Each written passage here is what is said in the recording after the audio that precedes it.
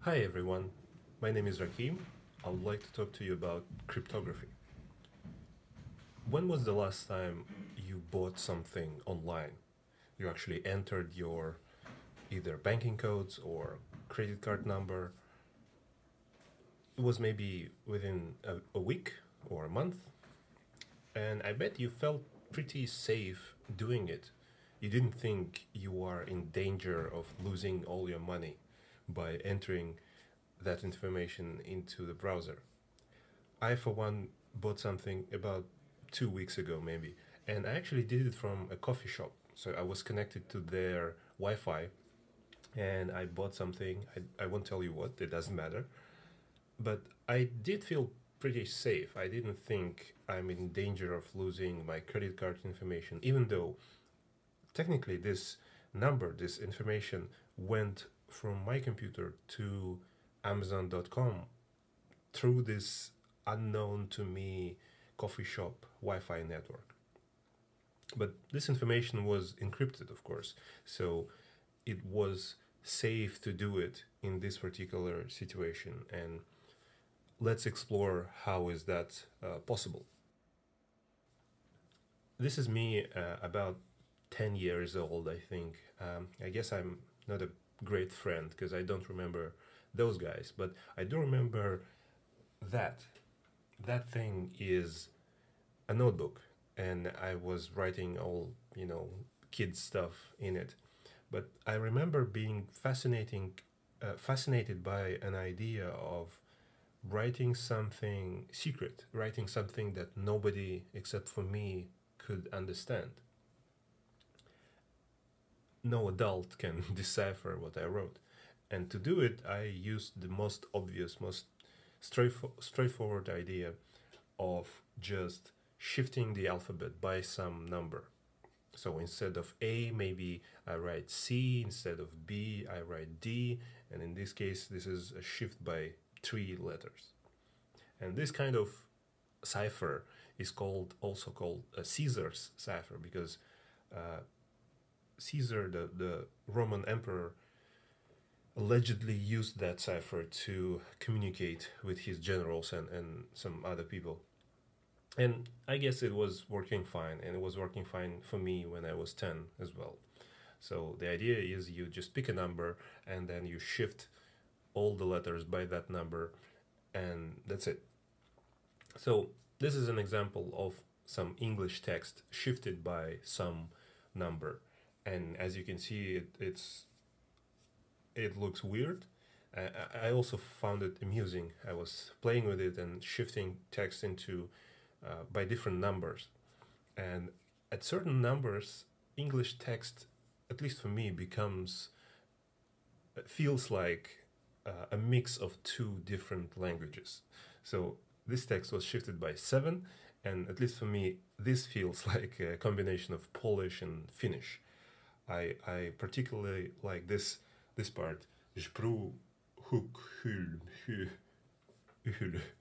But of course, it doesn't matter. It doesn't mean anything. It's gibberish. So, if you have a text like this, how would you go about deciphering it? Well, you can just read it and maybe notice that some letters are being repeated. Here, for example, the AOL letter combination is at least 5 times in this short text. And if you know something about the source language, English in this case, you can make an assumption that maybe this is something that also appears in English all over the place, and that 3-letter word might be the, THE. And if you make that assumption, then you say, okay, maybe T became A and H became O and E became L, and you calculate how many letters, what kind of shift is between those 2 letters. And if it's 7, you try shifting the whole text by 7 and maybe look at it. Or maybe if you don't have, if this text maybe isn't that kind of text, maybe it's not, maybe it's highly technical and there are no the articles in it, then you can just take a look at frequencies of letters, or what letters are the most popular in English. It turns out E is the most popular letter, and then goes T and A and O, etc. And if your cipher text is large enough, you can also find, you can analyze and find what letter is the most popular in that text. And then you can again make an assumption that the most popular text in English, the most popular letter in English is also the most popular letter in your cipher text, and again try to shift by that number. Or even all that fails, or for some reason you are unable to do it, you can also just do a brute force attack by just trying all different combinations. After all, you only have 26 different options. You either shift by 1, by 2, by 3, etc.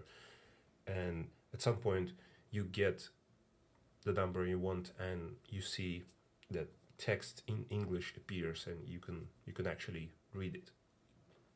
So this cipher is all right, but as you can see, it's quite easy to break it, even if you don't have any of those kind of analytical, statistical tools. You can also do brute force. And even 50 years ago, and of course today, any sort of computer can do it in a fraction of a second. So this is not a good thing, a good way to encrypt important information. But it was working fine for me when I was 10 years old, and I guess it was working fine for Romans, because if you look like that and your enemies look like that, then it's probably good enough. But let's think about improving it. Now, the problem with the first approach of attacking that text was you saw that pattern, the AOL-THE pattern, and that was because a letter always becomes some other letter. It always goes to the same letter. Now, it would be better if the single letter would go into different letters at different times. How to do it? Well, maybe let's try take a name of this bookstore and take the number of each letter in that word. So A is letter number 1, R is letter number 18 in the English alphabet. So you take this pattern of numbers, and this is our cipher now. We're using this pattern to encrypt messages, and we take our text and we shift the first letter by the first number, the second letter by the second number, etc. And when we're out of numbers, we just repeat the same pattern again. So here you can see that letter E became P at first, but then it became F. So they are different now because they are shifted by a different number. So you no longer will see patterns of the same letters repeating themselves. Now, this is much better, but if your cipher is not too long, if it's a short word like this of just seven different shifts, then it's still possible to quite easily brute force this. At least with modern computers, this will take just a second or so. A perfect cipher would be then if for each letter of the message you had a unique shift. So you don't repeat numbers at all. Now, of course, there are only 26 different shifts, so numbers will repeat, but there's no pattern. Each number is taken at random, and you only use this whole combination of numbers just once. And then if you take another text, you generate a whole bunch of new numbers, and there are as many numbers as letters in the source text. This would be perfect because no tools work here, and the only way to decipher it is to try all the different shifts for all the different letters. And if your text is large enough, that would take a while. That would take actually at some point more than the age of the universe to try all the different combinations, even if you had all the computing power in the world. Now, this would be great, and maybe, well, let's use this. This is the best we can hope for. But there's a problem with this approach. And the problem is this. This is the key. So the number of letters is the key to both decipher and encrypt messages. And the problem is that if I want, for example, to give this message to communicate securely with, say, this gentleman, I would have to give him this key. So maybe it's on this piece of paper, and do you see what's happening now? I'm giving it to him. And this is the problem, because, well, somebody could see it. Well, first of all, we had to meet. Maybe we are unable to meet, but we have to meet physically so that I can pass it to him. When I do, someone can see it, someone can intercept it. Another problem is that, well, even if he takes it and then we communicate, I'm not sure that's him. Maybe he was murdered. I hope not, but maybe he was murdered and someone took this key, and now I'm communicating with someone else, but I'm thinking that I'm safely communicating with this person. So the problem with the perfect cipher like that is that we don't have a secure way to communicate yet. And we are trying to create this secure way in an unsecure world. We have to communicate unsecurely and send a message before we can actually send a message. And this is sort of a chicken and egg problem. Now, let's take a look at another real-world example of encryption and the same problem. So this is World War II. That German general, that's interesting actually. I was reading about him because of this lecture. I didn't know anything about the guy. And it turns out this general was leading a huge number of armies in the war. But just 2 years or 3 years after the war ended, he was released. He was proven innocent, and he became a free man. That's just interesting. Well, we don't care about him. We care about that thing in the corner, that typewriter thingy. And this guy is typing on it, and the other guy is listening to something with the headphones and writing something down. That machine is the German Enigma machine, the encryption machine they used for all the communication during the war. They used it for everything, starting from weather reports and all the orders. Everything went through this machine for the whole 5 or 6 years for all units of the army. And it's quite simple in a way that it's not a computer. There's no electronics, there's no complicated logic. It's a mechanical electric thing, and here it is up close. It looks like a typewriter. So there are 3 rows of letters, and there are also 3 rows of the same letters but with light bulbs. And the way to understand it is, let's try to construct it from scratch. Well, it starts with just this. Imagine a typewriter when you press a letter and the same letter lights up on the light bulb. So in this picture, it's not the case, but imagine you press N and N lights up. In reality, Enigma worked the way that you press a letter, some other letter lights up, and that's your encrypted letter. So you write it down, you communicate it to someone, to some other soldier or an officer, and they can type that letter and get their original letter back. But we want to understand how the machine works. So we're starting with the most stupid way it works, is that you hit a letter and the same letter lights up. Hit N, N lights up. And it's useless so far. Now, the first thing to do is we want to somehow scramble some letters. This thing had this front side, and this front side is called a plug board. And you see there are many wires connecting different letters. So in this picture, we only have 2 wires, but the machine came with 10. And there are 26 different letters on this plug board, and you can switch any 2 letters by connecting them with such a wire.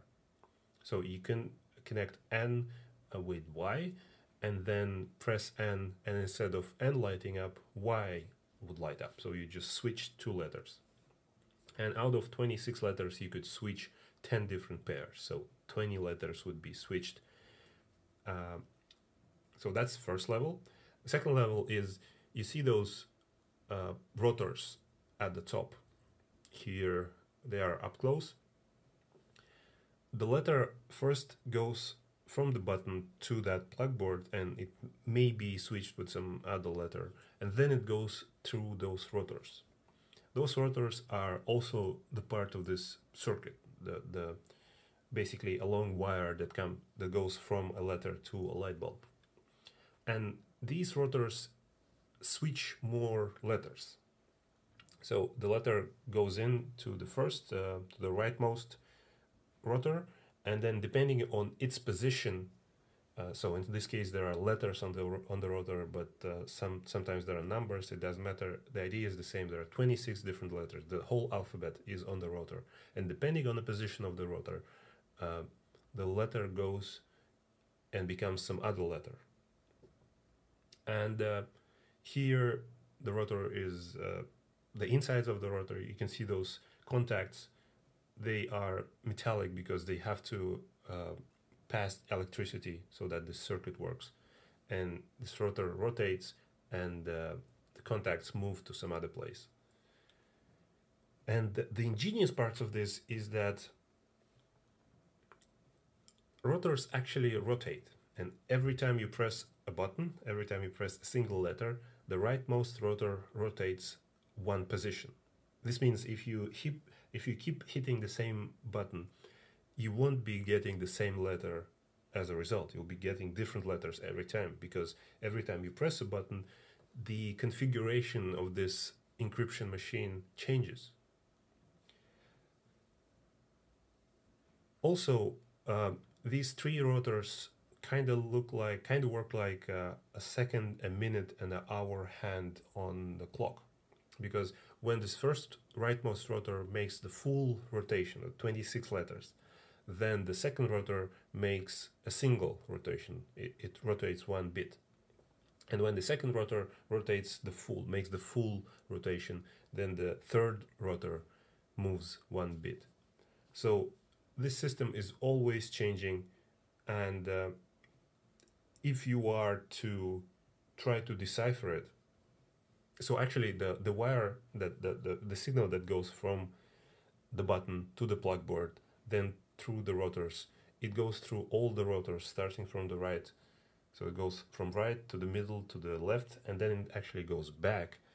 So there are 6 layers of encryption basically just through the rotors. And if you are to decipher it, you have to first analyze, well, what are we dealing with? How many different options do we have to consider?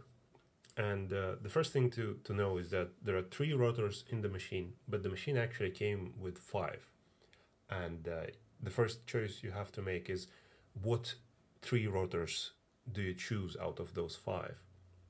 And the number of options of choosing 3 things out of 5 is 60. And the way to calculate this is quite straightforward. Well, at first you have 5 options, so 5. And then you take one, and you are left with 4 options. So for each of the first 5 options, you always have 4 options to consider afterwards. So it's 5 times 4, and then when you take one more, you have 3 options left, and 3 options for all the combinations that you had. That means 5 times 4 times 3, that's 60. So there are 60 different ways to choose 3 rotors out of 5 rotors. But then each rotor can be in a particular starting position for the machine.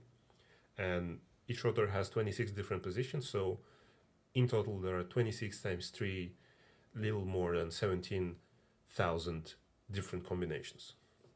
So that would be your commercial Enigma machine, because this machine was available to just banks and private citizens to just buy and use for whatever, and that was good enough for them. But the military added this plug board to make it more complex, to add more scrambling to words. And this plug board is where most of the complexity, most of the scrambling came from, because it seemingly is an easy idea. You just swap 2 letters, how hard could it be? But since you had 10 wires, so you switch 10 pairs or 20 letters out of 26, and you could configure it in so many different ways. You could switch different letters, and you had many options. The total number of different ways to configure the plugboard is astounding. This is how you switch them.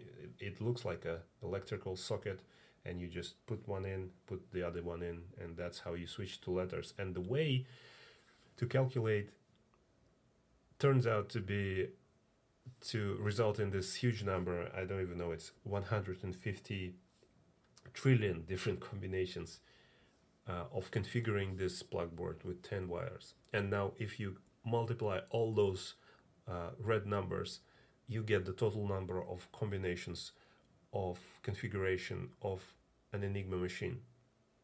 And that's about 158 quintillion, I think. This number is that big, just for a scale.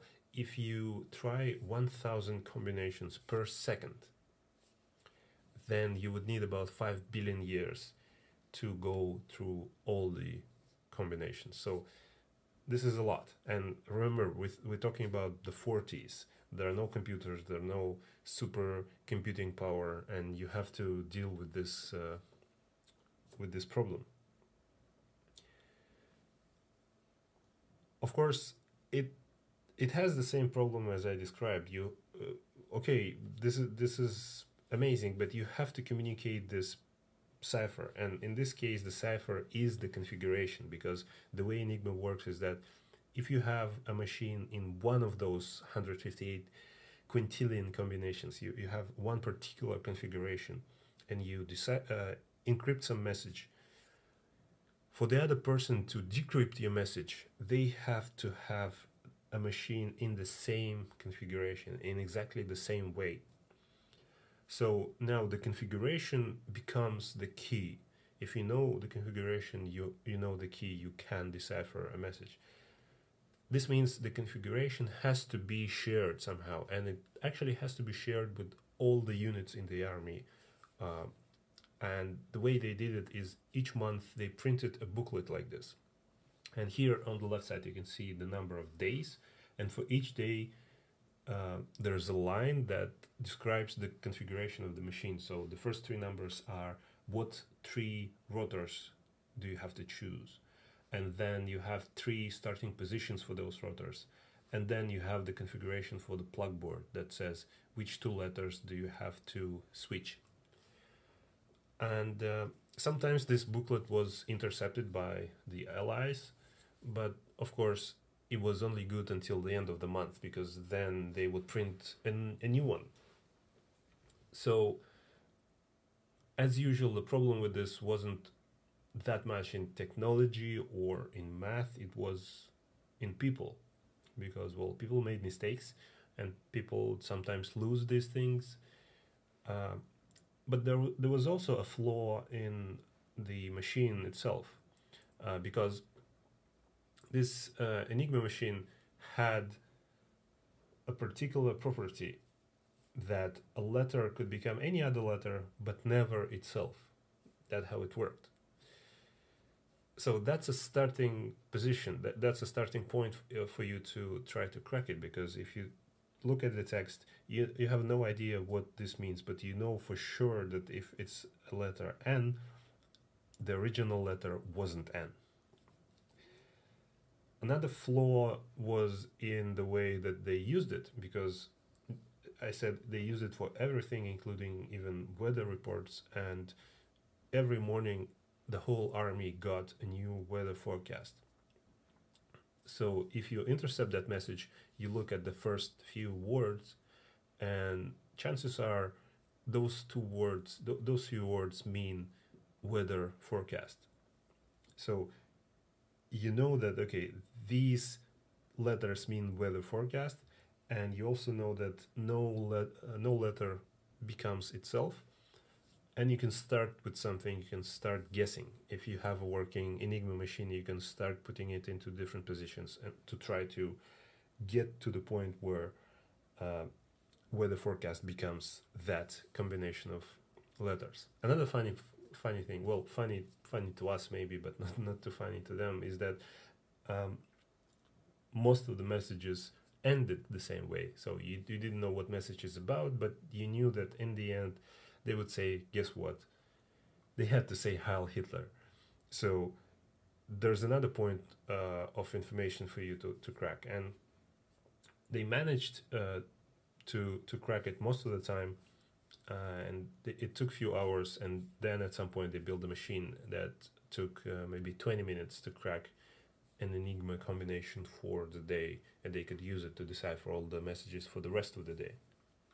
So as you can see, this is much more complex idea than just shifting by the single number, but the problem is the same. You have to communicate this key, but you don't have a secure way to do it yet, because that's the whole point. You are trying to create a secure way, and as I said, this is a kind of a chicken and egg problem. You want a secure channel of communication, but to do it, you need a secure channel of communication. So let's explore an idea of maybe can we create a secure channel of communication when we don't have one?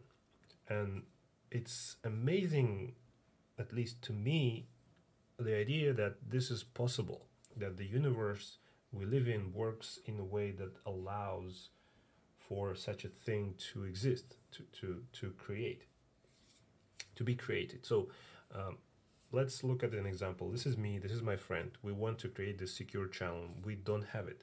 We never met, we never will be, so we cannot exchange messages secretly. We only have this sort of channel. And this could be the internet, or maybe mail, whatever. And someone else is always listening. So we have no idea who, and we cannot do anything about it because this channel is unsecure. So let's say Hitler is always listening to whatever we say. So I cannot just send her the key, because Hitler will intercept it and all further communication will be compromised as well. So let's start with something. Let's start with a banana smoothie and an apple smoothie. So I picked two fruit at random, and I said, okay, banana and apple smoothie, and I tell this to my friend using this unsecure channel. I say banana smoothie. She says, okay, banana smoothie and apple smoothie. We're on the same page. Hitler heard it, of course, as well, because it was on this channel. So he says banana und Apfel, and nothing fancy so far. So now I pick another fruit, let's say strawberry in this case, and I create this secret strawberry smoothie, and I don't tell this to anyone. I don't communicate this information with anyone. Nobody except for me knows that I also have a strawberry smoothie.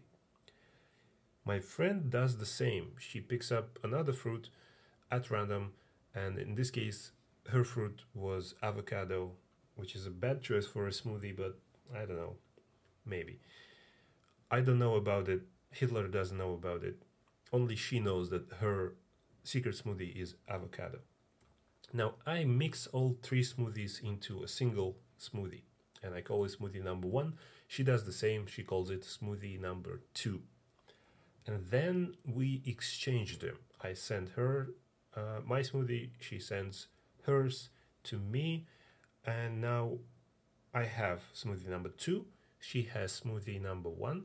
Hitler was intercepting everything, of course, so he has information about the banana smoothie and apple smoothie, and he also has a copy of smoothie number 1, smoothie number 2.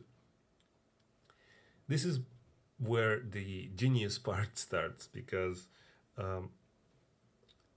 this idea is quite simple. It's kind of obvious once you look at it, but it's amazing that this wasn't kind of invented until the late 60s. So at war they didn't have a way to do it because they couldn't think of it, but maybe the math wasn't there yet. But the idea is simple even without the math. Just with these smoothies, the next thing I do is I combine smoothie number 2 that I got from my friend with my secret strawberry smoothie. And she does the same.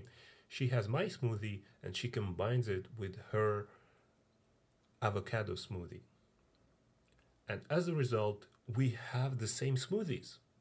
Now, this is assuming that the order of adding fruit doesn't matter, right? It's all the same in the end. It's the same uniform liquid. So if we do it, in the end, we have the exactly same smoothies. But Hitler doesn't have it, because all he has is a banana, an apple, and smoothie 1 and smoothie 2. This is again assuming that it's quite hard to understand what exactly went into a smoothie once you have it. So he knows, he can look into smoothie number 1 and smoothie number 2, but he doesn't know the secret ingredients in those. So he cannot create this secret smoothie, and he's not happy. But we managed to end up with some shared secret information using an unsecured channel that no one else can know of. And now we can use this secret information to encrypt our messages and use this channel to send encrypted messages, and we are sure that no one else knows this key. Now, of course, we cannot use smoothies to send messages, but and I guess you're thinking that there is a way to understand what went into a smoothie, maybe a chemical analysis or, just smell. But this is an analogy, of course. We need something that is similar, that behaves in a way like these fruit and smoothies, and has this property of, to mix a few things is easy. You can just do it. It's not complicated, but to unmix it, to get the ingredients out of a mixed liquid is hard. So we need something, but a bit more technical, a bit more maybe mathematical, that we can use to do it. And in the end, we want to end up with a shared key, or shared some information that can be used as a key to encrypt messages. This is where the useless, in quotes, math comes in, because, okay, let's look at this. These are just numbers, and the blue ones are prime numbers. Prime numbers are numbers that are indivisible by anything but them, meaning you cannot divide it by any other number other than 1 or itself. So if you have, for example, 11 books, 11 is a prime number, there's no way to distribute those books among any number of people except for 11 people, or maybe one person. And this is just some property that people saw in numbers, that some numbers are like this. Prime numbers fascinated mathematicians for millennia. They started going crazy about it about 4,000 years ago, because they are weird. They're just weird. If you take all the numbers, you just put the numbers starting from 1 into a spiral like this. You get 1, 2, 3, and go all around, and you keep adding numbers, and then you only keep the prime numbers. In this even small example, you can see that they are aligned in these weird lines, like this line and this line and this line. Why? I don't know. Nobody knows.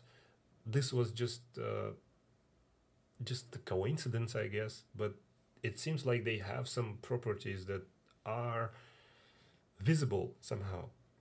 If you start with number 41 and do the same, you have this weird diagonal that emerges, as if there is a pattern to prime numbers, because it seems like a pattern, but in reality there is no. If you just look at all the numbers and all the prime numbers, most of the numbers aren't prime, and there's no formula to come up with a prime number. So there's no technical way to find a prime number between two random numbers. But if you put numbers like this, you get this diagonal, and what does it mean, and why? Why is it doing it? If you chart a few thousand of them, you can see that some parts are random, well, they seem to be random, but some create these lines again and again. Why? Why is this happening? The area of mathematics that deals with the issues like that is called number theory, and it's a part of a larger field called pure math. And pure math is all about numbers. They don't care about things like algebra. They care about numbers that you can count with, and this is the most obvious way we deal with numbers in real life. So you might have heard of Fermat. His famous theorem was unsolved for, what is it, about 200 years. But he also had, among other things, his little theorem. And it can be formulated like that. If you have a number, any whole number, and you raise it to some power of a prime number, and then you subtract the same number, the result is divisible by that prime number. Here's a simple example. We have 8, which is just a random whole number, and we take 5, which is a prime number. We raise 8 to the 5th power, we subtract 8, and we have this result. And this result is guaranteed to be divisible by 5. Well, okay, who cares? And that was the attitude of many, even mathematicians, of course the general public, that you have this neat little thing, and who cares? How can this be used? Most of the math in the history of the civilization was somehow useful. Algebra and trigonometry, everything was used in some sort of way in maybe finance, agriculture, mechanics, etc. But many things from the number theory weren't useful at all. They were just these cute little things that mathematicians played with. There's another thing from number theory called the fundamental theorem of arithmetic, and it says that you take any whole number and it is either prime or it's made by multiplying primes. This is super non-obvious. Why is it this way? Why? You take any number and it's either a prime number, or if it's not, because most numbers aren't prime, then it can be created by multiplying some prime numbers. Why is this happening? Prime numbers seem to be sort of generators of all other numbers, because they can be used to create all other numbers. So we can use those two insights to create this thing that is easy one way and hard the other way. And by the way, in math and computer science, a thing like that would be called a one-way function. It's easy one way, hard the other way. So we know that if we take two random prime numbers, and we multiply them, then we get some number. And turns out if you have a big enough number, then finding those two primes that went into creating that number is hard. And there are techniques, of course, but in the end, you have to try different combinations. And if your number is really big, like maybe hundreds and hundreds of decimal places, then you have to go through so many numbers, so many options, that again, it will take billions and billions of years having all the computing power. So this could be our one-way function, and we can use this instead of smoothies, instead of fruit. So some prime numbers are like fruit, and multiplying them is like creating a smoothie. And in the end, I have her multiplied result, and I multiply it by my secret prime number, and I get some number, and she does the same, and she gets the same number, and Hitler still doesn't have the same large number. And we can use this large number just like we used that Arcadia example, where we had a cipher and we shifted letters by different numbers. So that's how you get a key. Now, in reality, it's a bit more complex, of course. It goes beyond the scope of this lecture, because the way they multiply numbers doesn't happen like that. It happens within what's called modular arithmetic. Modular arithmetic, that's another example.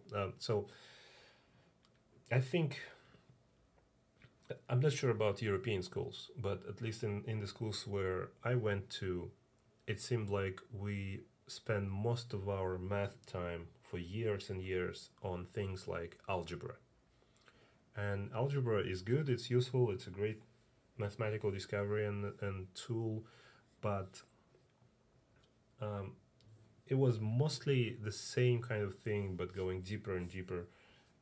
And I've heard about number theory, and it sounded like this super advanced, super complex thing for adults, while this algebra thing was just for kids. But only later in the university, when I was studying number theory and pure math, and it turns out, first, it's much more obvious and easy to learn than depths of algebra and analytics. And second, it's kind of more approachable. In number theory, in most of it, of the parts of number theory, you don't get something, but then you get it, and it's like that. You just understand it, makes perfect sense, and then you just get it. In most of the math that I had in high school and middle school, it wasn't like that. It was a constant battle. Do I get it? I think I don't get it. I'm not sure if this is enough. I'm not sure if I understand it. This gradual understanding was always a struggle. But things in number theory and in pure math and in combinatorics and statistics, at least to me, tend to be like that. You just, at some point, it clicks and that's it. And I think if in schools they teach number theory, or at least parts of number theory more, or at least some, then kids would have those moments as well. And I think those moments, of those aha moments when they, now I get it, are quite useful, not only in terms of learning math, but in terms of encouragement, in terms of motivation, because those moments are the things that fuel this desire to learn. So I really hope number theory in some way would be incorporated into normal middle school and high school math programs. So that part, remember, how many ways can we have to choose 3 rotors out of 5? That is part of combinatorics, and that's also part of number theory. And this is quite useful. I sometimes have to understand how many ways there are to arrange maybe books on the shelf or furniture in my room, and I can use this. And it also makes sense as you explore how do you calculate that number. The explanation comes from the properties of the real world, and they just make sense, and there's no other way to think about them once you understand. So this multiplication, when they generate keys, is happening within the realms of modular arithmetic. And this idea is also really simple to understand because you use it every day since you were a child, because one of the most important things in our life works within modular arithmetic as well, and that's a clock. We have 24 hours. Let's say we're in European terms, we have 24 hours, and there's no hour 25, right? Hour 25 is 1. So you have this loop, and the maximum number is 24, and you go around always. So you can do addition within this loop, you can do multiplication of numbers, but you always end up with a number between 0 and 24. So modular arithmetic is a part of math that explores properties of numbers within such loops, not exactly 24, but any loop. And if you have a loop of maybe a few thousand, then you can multiply numbers within that loop, and you have some neat properties that can be used to generate these shared keys.